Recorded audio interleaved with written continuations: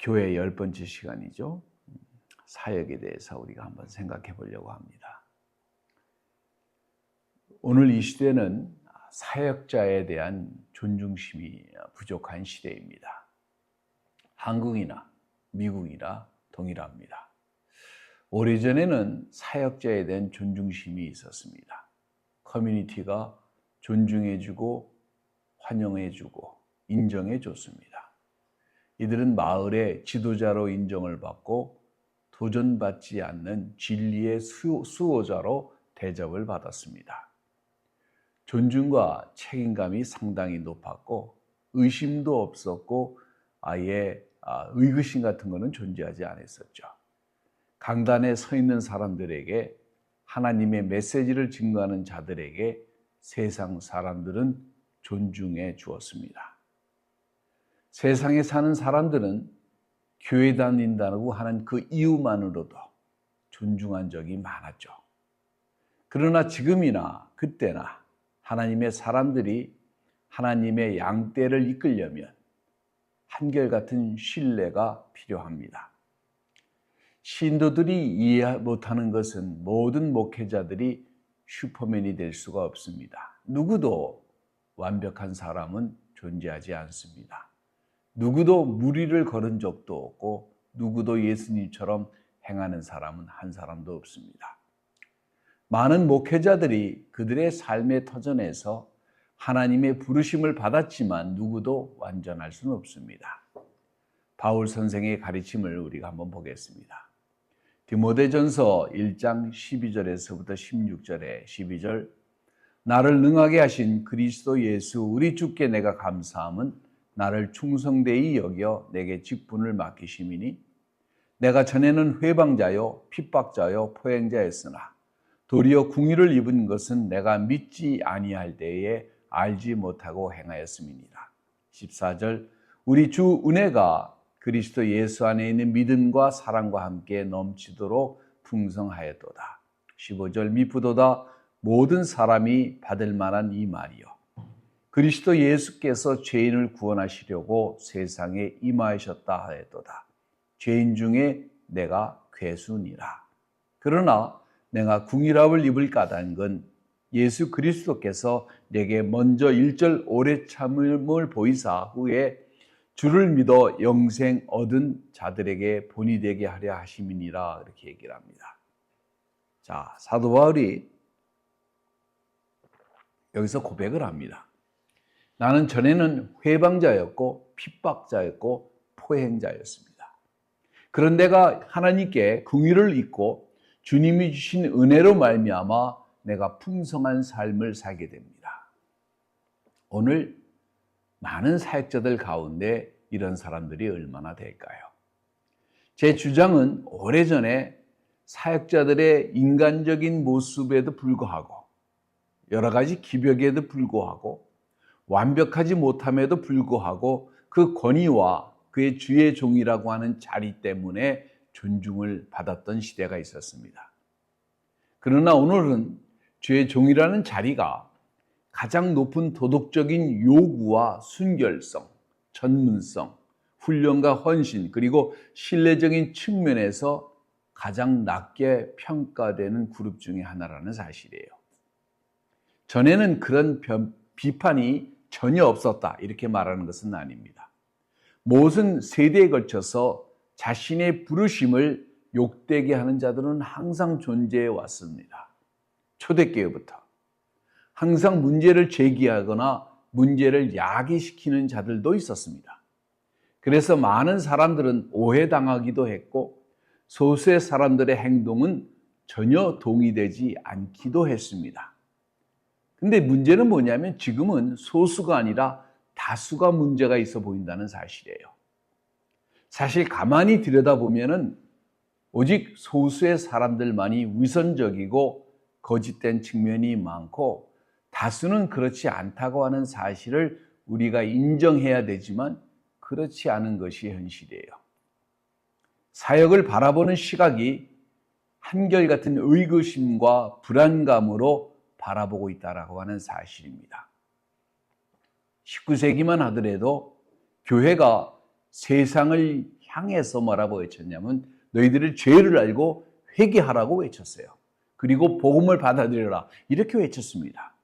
20세기, 21세기에는 세상이 교회에게 자신들의 죄를 보고 회개하고 복음에 있는 그대로 말하고 행동하기를 교회에 외치고 있는 모습을 지금 보고 있어요. 거꾸로 됐습니다. 성도들은 복음을 부끄러워하지 아니하고 자랑스러워했습니다. 그러나 예수의 복음은 오늘날 교회를, 목회자들을, 교인들을 부끄럽게 만들고 있습니다. 왜 그런가 하면은 교회의 메시지와 교회의 사역이 전혀 같지 않기 때문에 그래요. 다르기 때문에 그렇습니다. 정말 오늘 교회의 부끄러운 단면을 한번 볼까요? 이런 얘기 어디서 강단에서 안 하겠죠. 오늘 우리 교회가 서 있는 망가진 모습을 교회가 깨달아야 됩니다. 그러나 현실적인 모습을 알고 각성하는 것이 필요한데 이것을 전혀 생각지 못하고 있죠. 오늘 세상이 교회를 존중하기보다는 조소하는지 왜 그 이유를 최소한이라도 깨달아 알아야 되지 않겠습니까? 시간과 공간을 절약하기 위해서 아주 고약한 일례만 제가 뽑아봅니다. 첫 번째, 미국에서 있었던 일이에요. 1960년대에 월남과 미국이 이제 북월남과 미국이 전쟁을 합니다. 근데 사역이 미국에서 군대를 피하기 위한 수단으로 쓰여지기 시작을 합니다. 자, 베트남 전쟁을 가지 않기 위해서 주님께서 나를 부르셨다라고 하고 신학교에 가면은 군대가 면제되는 그런 시스템이었습니다. 그러니까 군대 안 가려고 신학교에 사람들이 대거 투입됩니다. 1970년대에는 이단 집단이 아주 기승을 부리는데 오레건에서 살던 사람들이 다른 나라로 집단적으로 도망을 갑니다. 여러분도 아마 아시는 분이 있을지 모르지만 존스타운 사건의 비극이 시작입니다. 900여 명이 독약을 먹고 집단 자살한 사건입니다. 이 미국판 신앙촌 사건이 있었죠. 세 번째로 교회가 이혼과 간음이 교회를 강탈하기 시작합니다. 목자나 양들이나 동일한 모습으로 교회가 유린당합니다. 교회가 이젠 이혼과 간음이 일상의 모습으로 됐기 때문에 더 이상 스캔들도 아니에요. 네 번째, 1980년대에는 전자화된 교회가 유행이었습니다. 이제 지역교회에서 TV로 보여주면서 모든 사람들이 좋은 소식이나 나쁜 소식이나 함께 공유하기 시작을 합니다. 그런데 좋은 소식은 점점 없어지고 나쁜 소식이 공유되기 시작합니다. 설교가들이 돈을 모으고 사람을 모으는 장면들로 TV쇼가 채워지기 시작을 합니다. 그러면서 예배가 쇼로 변질됩니다. 목자의 인간적인 성숙도, 영적인 성숙도 이런 것이 사라지면서 쇼를 하는 모습으로 점점 변질되어 가기 시작합니다. 다섯 번째, TV 이벤젤리스트들은 세상에 복음을 전도한다고 하면서 많은 문제를 이야기하는 것들이 그대로 방영되기 시작을 합니다. 돈, 여자, 권력 이 문제가 여과 없이 그대로 세상에 드러나기 시작을 합니다. 세상을 깜짝깜짝 놀라게 하는 일들을 교회가 만들어가기 시작을 합니다. 여섯 번째, 그 유명한 TV 복음 전도자가 여자 문제로 공개적으로 회개하는 사건이 있었습니다. 왜? 피할 수가 없어서. 그것도 창녀와 관계를 통해서. 그 온 세상의 그 놀라움이 그 교단이 휘청거리기까지 합니다. 펜트하우스라고 하는 잡지가 그 창녀와 인터뷰를 하고 그 기사를 그대로 실었습니다. 그 목사님이 어떤 행동을 어떻게 욕을 했는지. 그리고 그 사람이 다시 TV에 등장해서 헌금을 하라고 외칩니다. 7번째, 동일한 사건이 다시 등장합니다. 아주 유명한 TV 복음자들이 가장 많은 뷰어를 가진 사람들이 이혼을 하고 돈 문제로 다시 시끄러워지는 사건이 발생하면서 그 교단이 아주 완전히 쑥대밭이 됩니다. 8번째, 최근에는 한국에서 최고로 큰 교회가 다 거의 교단마다 최고로 큰 교회가 대형교회가 있는데 여기서 보여줄 수 있는 문제는 다 보여줍니다. 다 자녀들에게 줍니다. 대부분 한국의 중대형 교회들은 교회를 자신의 자녀들에게 다 물려줬어요.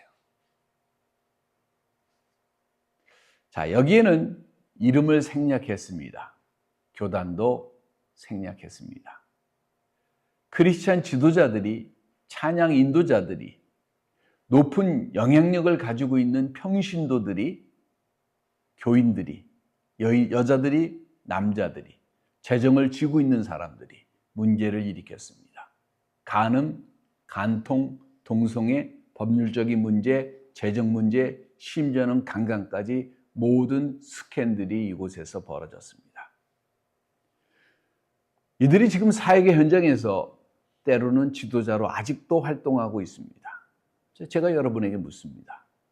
여러분 같으면은 이런 사역에 종사하는 사람들을 존중할 수 있겠어요?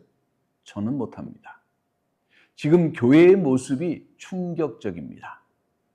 오늘 목사의 믿음조차도 의심받는 세상입니다.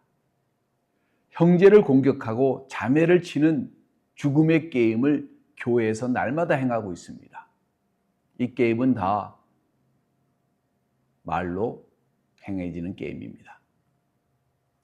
지도자가 부도덕한 행동을 했다는 것을 알면 그 성도는 어떻게 무엇을 어떤 방식으로 할 수 있겠습니까? 예수의 이름으로 행해지는 이런 악행이 오늘 신학계에서 벌어지고 있다면 신학생들은 무엇을 어떻게 할 수 있을까요? 가정에서 배우자가 이런 악행을 행한다고 한다면 그 배우자는, 자녀들은 어떤 고통을 당할까요? 교회 지도자가 거짓말을 일생으로 하고 있다고 한다면 교회 스텝은 어떻게 이것을 대처할까요? 어떤 사역자들은 전혀 이런 일을 행하지 아니했음에도 오해를 당하고 문제의 사역자로 소문을 당하면서 고통을 당하기도 합니다. 오늘 교회에 남아있는 상처와 갈등과 고통은 결코 외면할 수 있는 수준이 아니라고 하는 사실이에요. 직면하면, 대면하면 대다수는 정직하게 하나님 나라를 위해 헌신하고 있지만은 세상이 이런 시각으로 인해 가지고 이제 정직한 목회자들조차 힘들고 절름발이 걸음을 해야 된다라고 하는 사실입니다. 오늘 한국이나 미국이나 세상의 매스메디아는 교회를 때리고 욕하고 비난하는 신뢰 게임을 멈춘 적이 없습니다. 즐겨야 하는, 오늘 가장 즐기고 있는 신뢰 스포츠 중에 하나일 것입니다. 한국 같은 경우에서 중이 문제를 일으키면 절대 신문에 안 나와요. 교회 목사님은 꼭 타이틀을 댑니다. 이것이 엘리야의 탄식 소리는 결코 아닙니다. 주님, 나 홀로 남았네요. 누구도 이 유혹을 내성이 생겨서 이겨낼 수는 없습니다. 누구도 넘어질 수 있고 누구도 장담할 수가 없는 상태에 이르렀습니다. 자, 그럼에도 불구하고 교회는 오늘 이 세상을 회복하는 책임을 부여받고 있습니다. 다시 이 세상에서 존중받아야 되고 모든 죄와 상처에서 회복되어져야만 합니다. 너무나 오랫동안 쉬쉬하면서 뒷자리에 앉아서 상처를 앓고 너무나 많은 사람들이 넘어지고 쓰러지는 모습을 보면서 탄식을 하고 어깨를 움츠리면서 마치 아무 일도 없었던 것처럼 외면만 했습니다. 오늘 이 사역의 순수성을 회복하려고 하는 시도를 끊임없이 회복될 때까지 해야 된다고 믿습니다. 적 콜슨이라고 하는 닉슨 대통령을 보좌했던 사람이 워터게이트 사건으로 감옥에 갔다가 그곳에서 하나님을 만나고 사역을 시작한 사람입니다.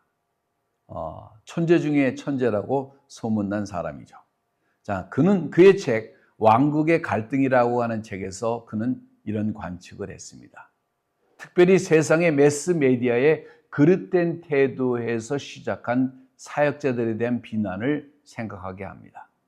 그는 생생하게 이렇게 기록을 합니다. 왕국의 갈등이라고 하는 책에서 척 콜슨의 그 관점을 가지고 75번이나 인터뷰를 하면서 미국 전역에 퍼져 있는 방송국, 텔레비전 그 스테이션을 방문을 했고 그는 그렇게 증거를 합니다. 교회, 국가에 대해서 기독교 정신이 이 세상에 미치는 긍정적인 영향을 깨달아야 되는데 그러면서 이 세상 사람들이 정말로 교회를 어떻게 생각하는지 알게 됐습니다. 이렇게 얘기를 합니다. 우리 교회에 대한 세상의 생각은 아주 단순합니다. 그러면서 뭐냐면 테미안 베이커라고 하는 유명한 복음 전도자들이 있는데 부부였는데 돈 문제로 여자 문제로 남자 문제로 완전히 서로 고소하고 난리친 사람들을 얘기합니다. 그러면서 오늘 척 콜슨과 대화를 한다고 이렇게 먼저 얘기를 해요. 이 사람이 약 100여 개의 인터뷰를 했는데 한결같은 얘기를 합니다. 오늘 크리스천을 부끄럽게 하는 것이 대유행이라고 이렇게 매스미디어는 생각을 해요. 그럼 척 콜슨이 화가 나서 말합니다. 그럼 사람들의 필요를 채워주는 35만 개의 다른 교회들은 여러분은 어떻게 생각하십니까? 라고 얘기를 하면 그들은 침묵을 지키죠. 수천 명의 선교사들이 가난하고 억울한 사람들에게 복음을 증거하면서 희생하는 이들에 대해서는 어떻게 생각합니까? 라고 얘기를 하면 침묵을 지킵니다. 감옥에 수감된 죄수들에게 복음을 증거하는 수많은 사람들은 어떻게 생각하십니까? 그러면 이들은 없는 일로 치부합니다. 왜? 신문과 뉴스 메디어는 왜 이런 사건들은 침묵하면서 사람들이 호기심을 갖는 사건들을 확대 재선상에서 반복적으로 기사화만 하는가? 이것은 바르지 못하다. 우리는 다 죄인이지만 다 위선자는 아닙니다. 그러면은요, 인터뷰한 방송국에서 알 수 없는 미소를 짓는다고 합니다. 결국은 이성으로 이런 조수를 이길 수가 없는 거예요. 이 세상의 흐름을 바꾸기가 정말 힘든 겁니다. 주님께서 당신의 신부인 교회를 보시는 것은 세상이 갖고 있는 이런 편견으로 보시는 것이 절대 아닙니다. 우리는 돌아서야 합니다. 끝나는 날까지 선한 싸움을 싸워야 되고 끝나는 날까지 아름다운 모습으로 우리는 끝내야 되는 책임이 있습니다. 여러분, 한국교회 얼마나 썩은 것 같아요? 여러분 아세요? 90% 정도가 거의 미자립 교회입니다. 여러분, 생존하기도 힘들어요. 먹고 살지도 못하고 있어요. 그 목사님들이 복음을 증거하려고 몸부림치고 있어요. 아무리 오랫동안 이 이그러진 모습을 이 세상이 봐왔다 할지라도 우리 성도 한 사람 한 사람은 날마다 새롭게 이 세상의 편견에 대해서 도전하고 극복해야 되는 책임이 있는 거예요. 디모데전서 4장 1절에서 6절에 그러나 성령이 밝히 말씀하시기를 후일에 어떤 사람들이 믿음에서 떠나 미혹해하는 영과 귀신의 가르침을 쫓으리라 하였으니 2절 자기 양심에 화인 맞아서 외식함으로 거짓말을 하는 자들이라. 3절 혼의를 금하고 식물을 폐하리라 할 터이나 식물은 하나님이 지으신 바니 믿는 자들과 진리를 아는 자들이 감사함으로 받을 것이니라. 혼의는 벌써 폐해지는 것 같죠.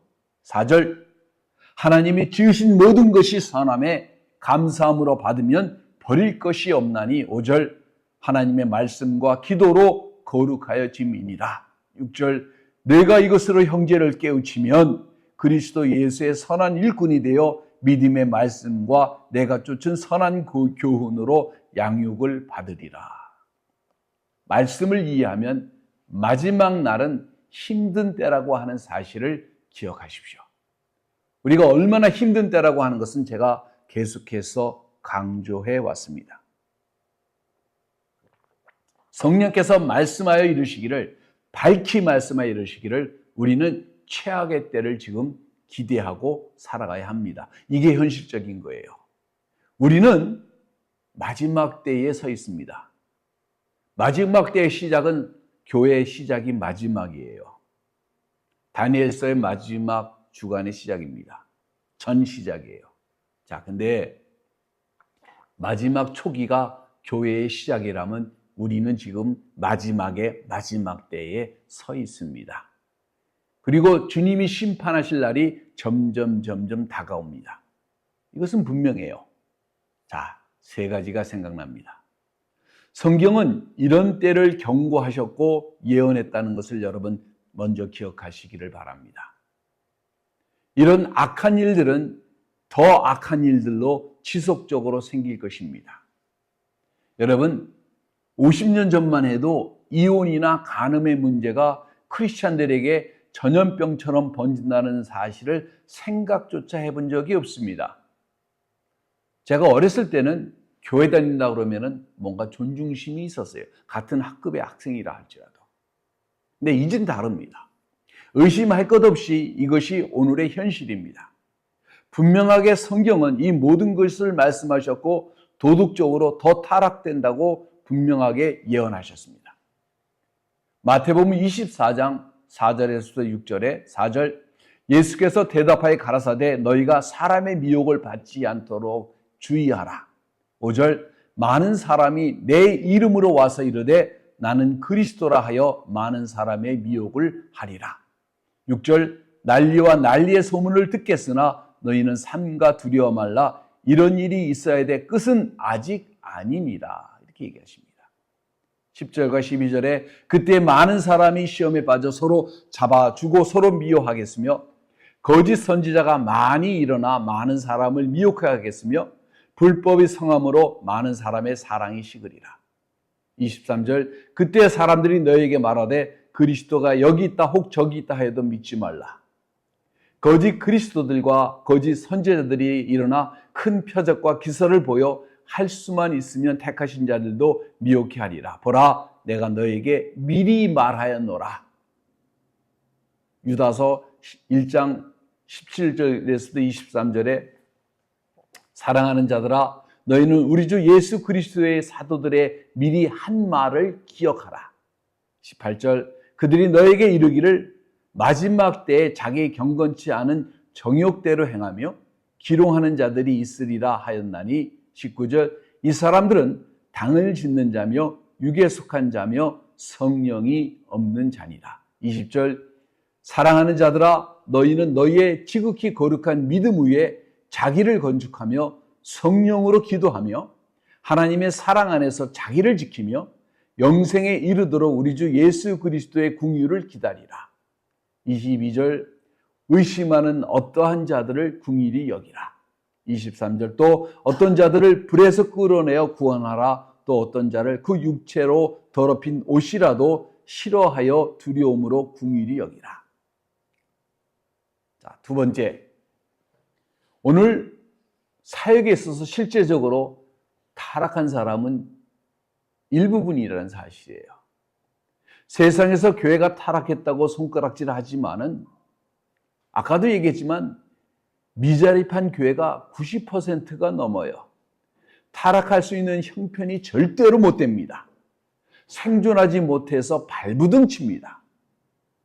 이들은 열악한 환경에도 불구하고 복음을 증거하기 위해서 그 부름을 받은 대로 온 힘을 다해 쏟고 있다는 사실을 알아야 합니다. 현실적인 관점은 이런 하나님의 종들에게 힘을 실어주고 도움을 줘야 옳습니다. 이런 상황에서 많은 목자들이 엘리야의 신드롬에 빠질 수도 있어요. 어떤 그 신드롬입니까? 주님, 나만 홀로 남았네요. 선지자가 우울증에 빠져가지고 아무리 노력해도 아무리 하나님 역사에도 변하지 않는 현실을 바라보고 탄식하는 소리를 기억하시기 바랍니다. 열왕기상 19장에 기록된 엘리야가 탄식하는 말이에요. 밖으로는 이사벨의 위협과 아합 왕의 위협과 안으로는 타락한 백성들이 아무리 하나님이 이적과 기사를 행해도 하나님을 외면하는 그런 상태 속에서 외친 말입니다. 열왕기상 19장 14절에 저가 대답하되 내가 만군의 하나님 여호와로 인하여 열심히 특심하오니 이는 이스라엘 자손이 주의 언약을 버리고 주의 단을 헐며 칼로 주의 선지자들을 죽여 싸우며 오직 나만 남았거늘 저희가 내 생명을 찾아 취하려 하나이다. 절망감이 몰려오는 거예요. 그러나 하나님께서 뭐라고 말씀하십니까? 하나님께서 숨겨놓은 바알에게 절하지 아니한 7천여 명이 아직도 남아있다고 선포하십니다. 그러나 선지자들에게 힘들고 외롭고 답답한 현실은 극복하고 감당하기에 매우 어려운 일입니다. 오직 소수가 다수를 대변하는 것 같지만 대다수는 묵묵히 오늘도 어려운 현실 가운데에서도 주님의 말씀을 믿고 기도하고 그것을 실천하고 증거하기 위해서 뼈를 깎는 고통을 인내하고 감대하고 있다는 사실을 기억해야 합니다. 세 번째, 마지막으로 사역에는 인간의 불완전성으로 행하는 것이 사역입니다. 완벽한 인간이 하나님의 말씀을 받아서 행하는 것이 아니라는 거예요. 누구도 완벽할 수 없다는 것입니다. 하나님께서 사역자를 부르셨을 때 네가 완벽하니까 내가 너를 부를게라고 부르신 적이 단 한 명도 없고 한 사람도 없습니다. 오늘 많은 간증을 들어보면 대단했기 때문에 하나님이 그 사람을 뽑은 것처럼 얘기를 하지만 그 간증 자체가 거짓이라는 거예요. 왜냐하면 아무도 그런 사람이 없고 그럴 사람이 없습니다. 다 모든 사람도 다 주의 종들도 단지 죄악된 인간이었을 뿐이에요. 대표적인 사람이 누굽니까? 베드로를 보세요. 12 사도 중에 대표성을 띠고 있는 사람입니다. 그리고 가장 주님을 사랑했던 사람이고 자기 목숨을 기꺼이 바치겠다고 맹세했던 사람이에요. 누구에게? 자기 자신에게. 그럼에도 불구하고 결정적인 순간이 오자 예수님을 부인한 사람입니다. 마가는 굉장히 뜨거웠어요. 그래서 바울과 바나바와 같이 선교하겠다고 같이 막 갔는데 막상 해보니까 내 생각과 이 이상과 현실이 너무 다른 거예요. 도망갔습니다. 대만은 이 세상을 너무 사랑했고 그래서 바울을 또 버렸고 데살로니가로 도망갔습니다. 이런 리스트는 끝이 없어요. 구약에서 요나는 하나님의 명령을 피해가지고 내 뜻을 행하고 싶은데 하나님이 자기 뜻과 다르니까 어떻게 했습니까? 도망갔습니다. 게하시는 남몰래 뒷돈을 받았고 다윗은 간음을 했고 그 위선을 떨면서 자기를 따르는 사람들을 간접살인을 했습니다. 이사야는 입술이 부정하다고 고백을 했고 아론은 이스라엘 백성이 금송아지를 만드는데 제사장으로서 그것을 막으려고 하는 책무를 다하지 못했어요. 솔로몬은 하나님께 주신 그 놀라운 축복에도 불구하고 성적으로 타락했을 뿐만 아니라 도덕적으로 타락했고 영적으로 타락했고 야곱의 10 자녀들은 자신의 형제를 노예로 팔아버렸습니다. 유다는 간음을 통해서 후손을 받고 이런 리스트는요 끊임이 없어요. 누구도 온전한 사람, 뛰어난 사람은 없습니다. 저도 그렇고 저는 여러분도 그렇다고 생각을 해요. 그래 성경을 기억하시기 바랍니다. 첫 번째, 성경에서 이런 일들은 이미 경고를 했습니다. 두 번째, 그러나 부족함에도 불구하고 자신을 지키려고 저마다 뼈를 깎는 노력을 하고 있어요. 오직 소수만이 타락했을 뿐입니다. 근데 보면은 가진 사람들이 타락을 해요. 세 번째, 모든 사람들이 죄악된 성품을 가지고 있습니다. 사역자들도 마찬가지예요. 그렇다고 우리가 사역자에 대한 그런 기준을 낮춰야 되느냐? 절대로 아닙니다. 사역자들은 부르신 하나님의 거룩함을 기억해야 될 것입니다. 요거는 정확합니다. 근데 기대는 비현실적일 수가 있어요. 그래서 제가 날마다 하는 말이 있습니다. 신학교를 가겠다는 사람들한테 제가 신학하십시오라고 얘기한 사람이 한 사람도 없어요. 제 아들한테도 마찬가지. 은혜를 받고 신학교를 가겠다고 그래서 제가 가지 말라고 그랬습니다. 스스로 자신을 하나님의 종이라고 불러서는 안 됩니다. 자원하는 것도 자원병도 중요할지 모르지만요. 제가 볼 때는 지원병이 참 문제입니다. 하나님이 부르셔야 돼요. 과거를 세탁하기 위해서 술집 혹은 자기가 조폭인 것을 숨기기 위해서 하나님이 종이 되는 일은요, 그만했으면 좋겠어요. 다른 일보다는 그래도 할 만한 것 같아가지고 주의 종 하는 것도 그만했으면 좋겠습니다. 은혜 받았으니까 나도 한번 또 주의 종이 되볼까? 이런 생각도 그만했으면 좋겠어요. 디모데서 3장 1절과 17절, 4장 12절과 15절, 디모데후서 4장 1절과 5절, 혹은 디도서 1장 5절과 9절을 공부해야 됩니다. 그리고 자신이 정말로 합당한지 생각하고 결정해야 돼요. 야고보서 3장 1절에 내 형제들아 너희는 선생된 우리가 더 큰 심판을 받을 줄 알고 많이 선생되지 말라고 얘기합니다. 자기 자신에 대해서 한번 살펴봐야 돼요. 지도자가 되려면. 그리고 자기가 정말로 리더 메테리얼인지 팔로우 메테리얼인지 지도자감인지 아닌지 자기가 스스로 자기를 분별할 줄 알아야 돼요. 이 팔로우 메테리얼이 이 지도자가 아닌 사람들이 지도자가 되면 문제가 생깁니다. 지도자가 또 따르는 사람이 되면은요, 이것도 문제를 또 끊임없이 일으켜요. 지도자들은 인도하고 따르는 사람은 인도함을 따라야 됩니다. 이게 간단한 진리예요. 그리고 함께 노력해서 뭐냐면 함께 주의 영광을 찾는 겁니다. 에베소서 5장 27절에 자기 앞에 영광스러운 교회로 세우나 티나 주름 접힌 것이나 이런 것들이 없이 거룩하고 흠이 없게 하려 하심이니라. 젊거나 나이가 먹거나 상관없이 사역자들에 대한 존중을 회복하는 데는 사역자들이 스스로 노력을 해야 옳습니다.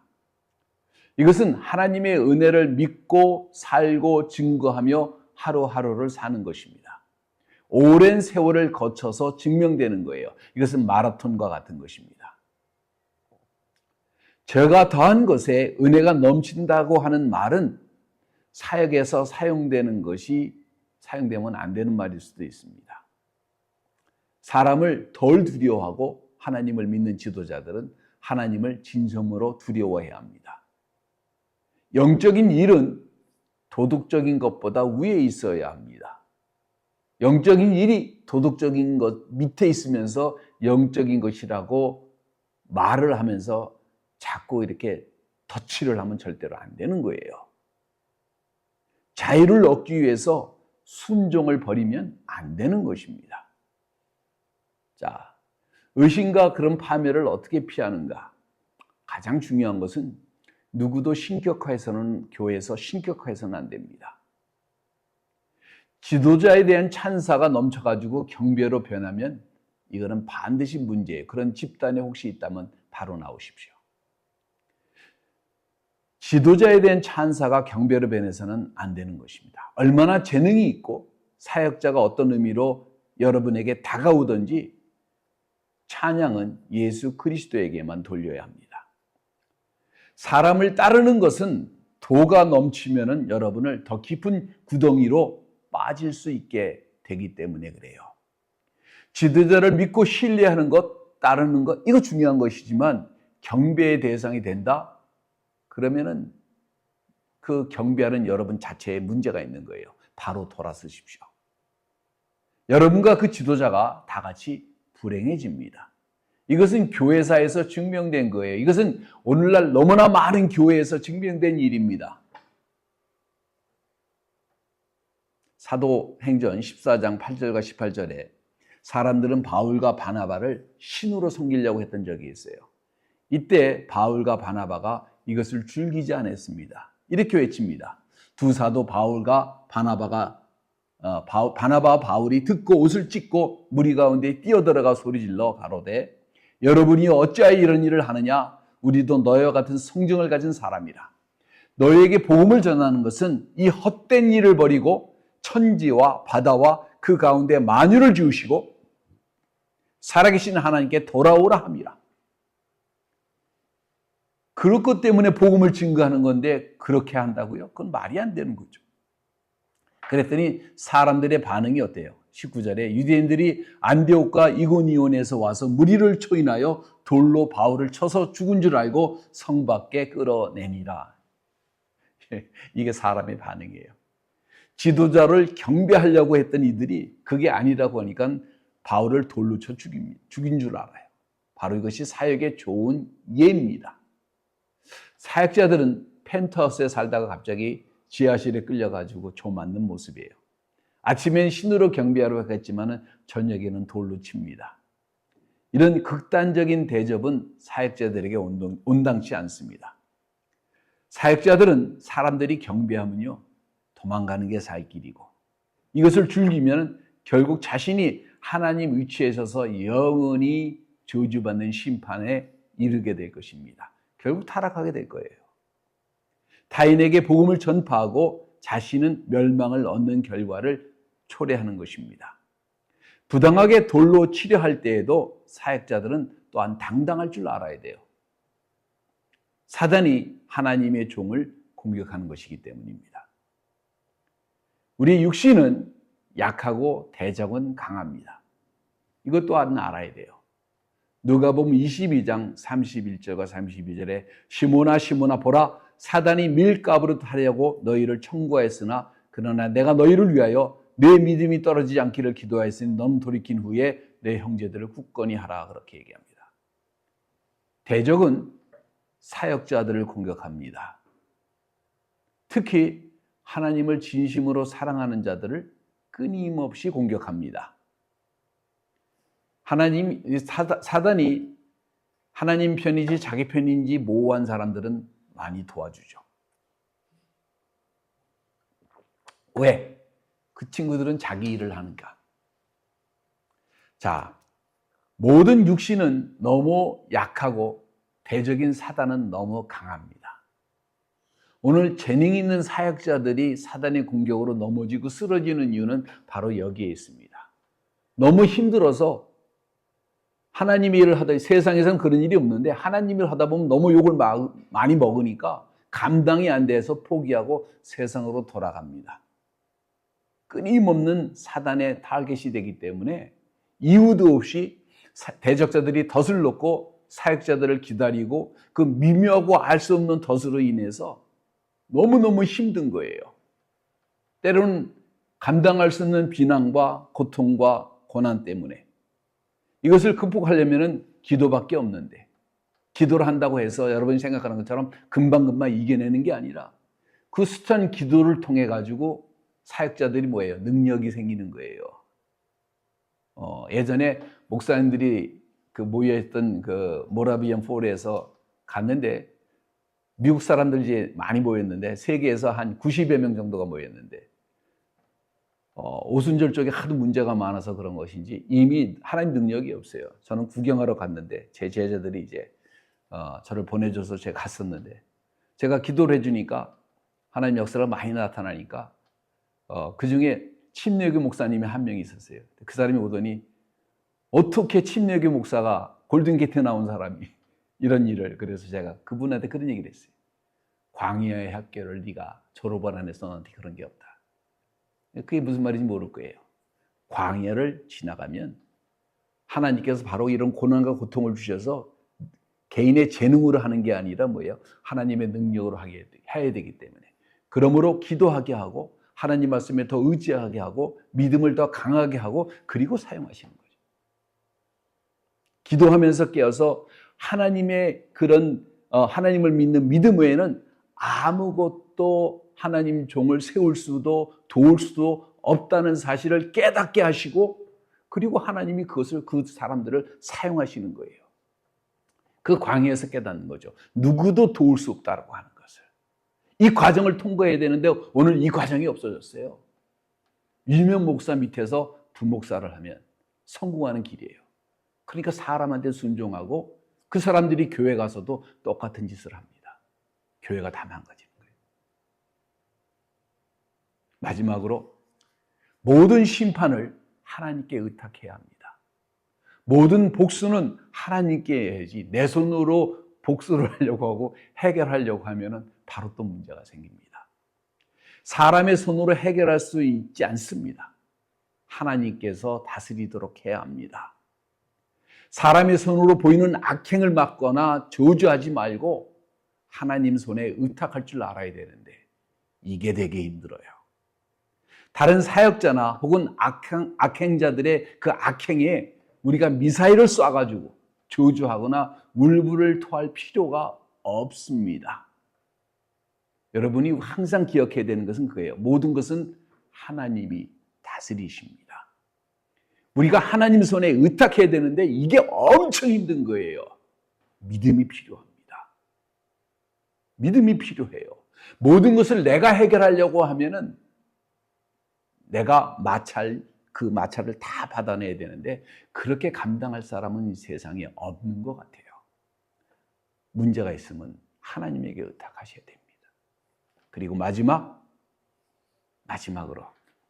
한 사람 한 사람 사역자들은 한 사람 성도들은 자신만 생각하는 게 아니라 타인을 생각하고 바라보고 그리고 하나님 말씀을 의지하고 그분과 교제함으로 하루하루 믿음 가운데 자신에게 주어져 있는 사역을 감당할 줄 알아야 합니다. 내가 무엇을 행하나 보려 하지 말고 내가 스스로 하나님 앞에 서려고 하고 내가 하나님의 뜻을 행하는지 살펴보고 내가 지금 하나님께 영광을 돌리고 있는지 살펴봐야 합니다. 우리의 관점은 완벽한 모델이시고 우리의 완벽한 스승이시고 완벽한 생명주이시고 완벽한 나의 구주이신 예수 그리스도만을 바라보고 하루하루를 그분의 발자취를 따라가야 하는 것입니다. 왜?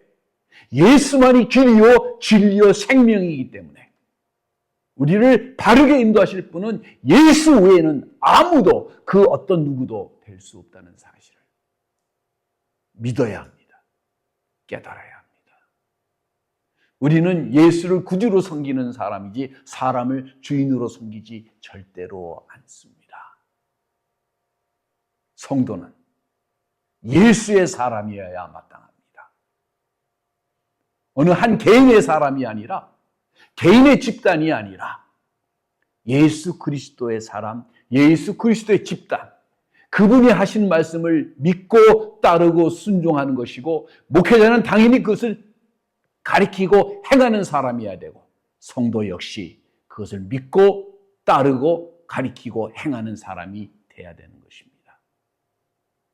우리가 예수를 따라갈 때, 목회자가 예수를 따라갈 때 성도들은 그 목회자를 따르면서 예수를 따라야 합니다.